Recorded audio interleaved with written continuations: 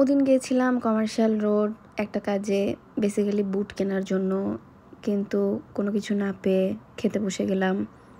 তারপরে এখানে পাওয়া যায় নুডলস অ্যান্ড রাইস।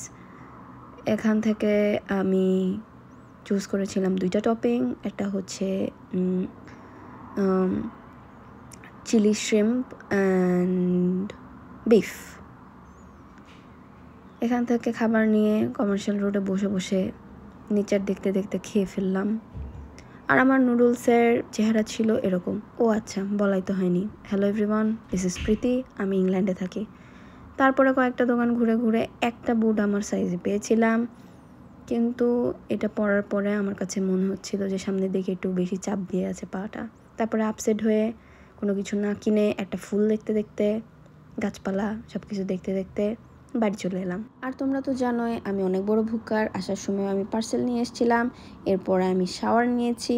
এভাবেই আমার আরেকটি ইউজলেস দিন শেষ।